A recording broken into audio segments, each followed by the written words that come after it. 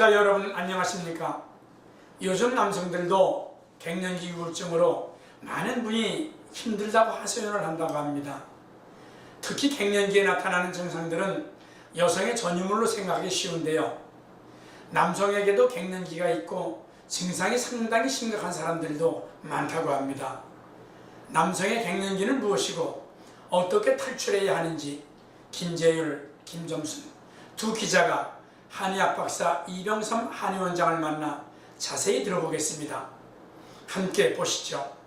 원장님 안녕하세요. 네, 반갑습니다. 남성의 갱년기 증상에 대해서 한번 말씀해 주시죠. 네, 이 갱년기 하면 보통 이제 여성의 전유물로 생각하기 쉽습니다. 그래서 여성에 있어서 막 얼굴이 달아오르고 짜증이 나고 우울증이 생기고 밤잠을 못 자고 이런 게 이제 대표적으로 여성의 갱년기 증상인데 이 남성들도 똑같이 갱년기가 있습니다. 그러니까 남성들한테 주로 나타나는 그런 증상은 이제 의욕 상실, 그리고 뭐 이제 식욕도 떨어지고 성욕도 떨어지고 또 이런 어떤 배변의 장애, 또 배변 중에서 특히 소변 때문에 많이 고생하시는 분들이 계시죠. 그래서 이제 우스갯소리로 이런 말이 있습니다. 우리가 태어나서 3년 동안은 대소변을 가리는 것이 가장 큰 문제라고 합니다.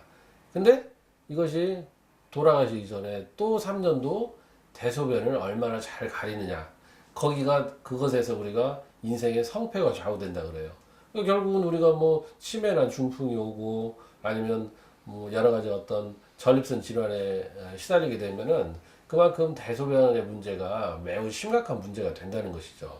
그래서 여러분들이 이 갱년기를 그러면 남성의 갱년기는 어떻게 그럼 극복을 하고 정복을 해야 할 것인가, 이것을 생각해 보면 나이가 들면 당연히 뭐 노화가 되는 것은 어떻게 보면 자연적인 현상일 수 있는데 우리가 연대기적인 나이, 그러니까 연대기적인 나이라는 게 실제로 7, 80이지만 나이는 7, 80이지만 내가 생물학적인 나이는 50, 60대에 맞게 살 수가 있다라고 하는 것이죠. 그만큼 우리가 많이 이제 보강을 해주고 도와주면 된다는 것이죠. 요즘에 이제 유행이 뭐 항노화, 어떻게 하면 늙지 않고 건강하게 살 수 있는가, 엔티에이징, 이것이 굉장히 대세가 되고 있는데 결국 이건 뭐냐면 우리 몸에 물과 불을 잃지 않는 것입니다. 그러니까 우리 몸에 물이 없어진다는 것은 결국은 가을 겨울이 되면 나무가 물이 빠지면서 뭐 단풍이 들고 낙엽을 떨구고 나머지는 이제 결국은 삐쩍 마르게 되고 이런 상황인데 그만큼 그게 늙다고 하는 것도 몸에서 물이 나가는 것이거든요. 그리고 우리가 표현할 때 생명의 불이 꺼진다. 그러니까 몸이 차가워지면은 죽는 것입니다. 그게 노화한 것이고.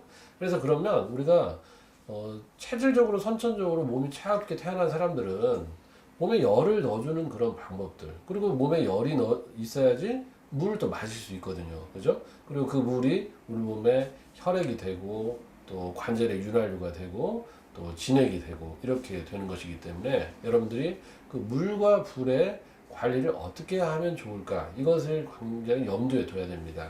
그래서 특히 남성들은 이 성욕이라고 하는 것은 결국은 물을 끓이는 것에 비유할 수 있어요. 그러니까 물이 적어도 안 될 것이고 불이 약해도 안 될 것이고 또 상대적으로 물이 많아도 안 될 것이고 불이 과도해도 안 되는 것입니다.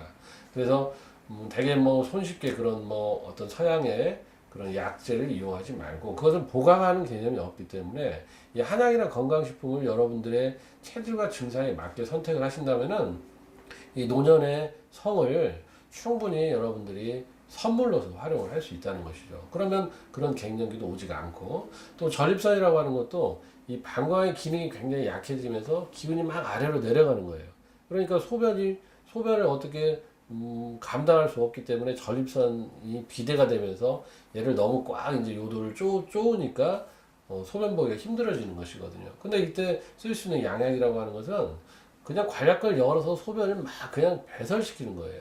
그럼 결국은 여러분들이 우리 몸의 수분이 더 부족해지고 신장의 기능이 혹사를 당하기 때문에 이제 신장에서 나중에는 어떤 문제가 생기냐면 단백뇨나 혈뇨나 아니면 신장의 기능이 망가진 그런 나쁜 그런 결과를 초래할 수가 있습니다.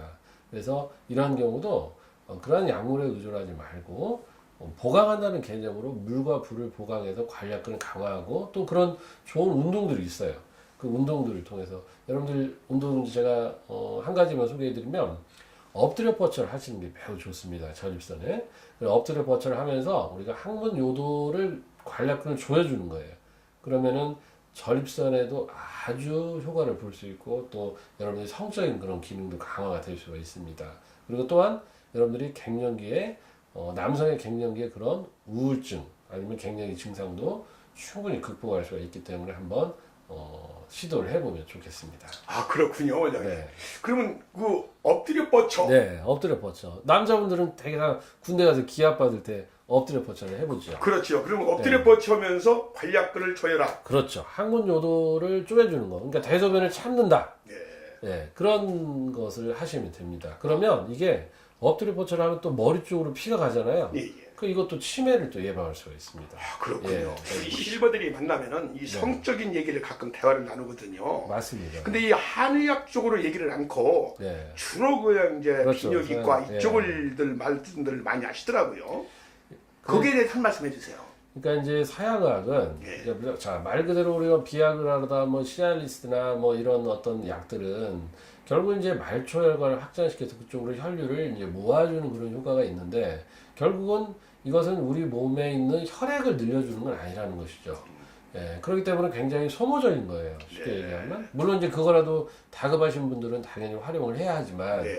결국은 서양의학이라는 건 이제 보강한다는 그런 개념이 없다라고 하는 거죠. 근데 여러분들이 비싼 돈 들이지 않고도 얼마든지 어떤 건강식품이나 아니면 일상에서 드실 수 있는 음식만을 가지고도 충분히 효과를 볼 수 있는 방법들이 많이 있으니까 한의원에 오셔서 그런 부분들을 잘 상의를 받아보시기 바랍니다. 아 그렇군요. 아 오늘 원장님 너무나 좋은 말씀 해주신 것 같아요. 네네. 우리 실버들 너무 좋아하겠습니다. 네.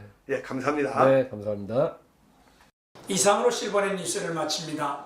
시청해주신 여러분 고맙습니다.